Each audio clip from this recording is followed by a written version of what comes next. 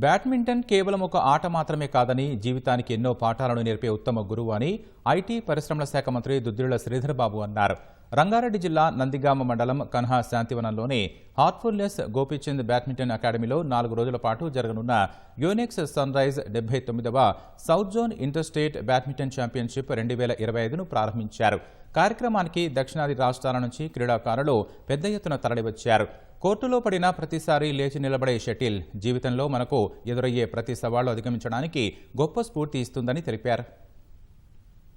క్రీడకు కూడా ప్రోత్సాహం చేయాలి. కేవలం హైదరాబాద్ పట్టణానికే, ఈ నగరానికే సంబంధించిన క్రీడాకారులకు కాదు, గ్రామీణ స్థాయిలో, జిల్లా స్థాయిలో, మండల స్థాయిలో నైపుణ్యం ఉన్న క్రీడాకారులను గుర్తింపు చేసి వారికి కావాల్సిన ట్రైనింగ్, వారికి కావాల్సిన వసతులు, మౌలిక సదుపాయాలు కల్పించాలి. అంతర్జాతీయ స్థాయిలో మన రాష్ట్రం ముందుగా నడవాలని, తొందరలోనే ఒలింపిక్స్లో మన రాష్ట్రం నుంచి ఒక గోల్డ్ మెడల్, ఇతర మెడల్స్ సాధించాలనే ఒక లక్ష్యం పెట్టుకొని ముందుకు నడుస్తూ ఉన్నాం. ఇక్కడ వివిధ స్టేట్స్ నుంచి అందరు టాప్ ప్లేయర్స్ రావడం జరిగింది. మన స్టేట్ నుంచి కూడా టాప్ ప్లేయర్స్ అదే ఎవరైతే పార్టిసిపేట్ చేస్తున్నారో వాళ్ళు ఇండియా లెవెల్లో, అదే వరల్డ్ ర్యాంకింగ్లో కూడా కొంచెం హై ర్యాంకింగ్లో ఉన్న ప్లేయర్సే. సో వీళ్ళందరూ ఇక్కడ కానా శాంతివనంలో ఈ 14 కోర్ట్స్ బ్యాడ్మింటన్ హాల్లో ఇంత మంచి ఈవెంట్ జరుపుకోవటం అనేది మన అసోసియేషన్కి అలాగే స్టేట్కి గర్వకారణం. And we are very happy that are honourable minister and president of the badminton association of Telangana Sridhar Babu గారు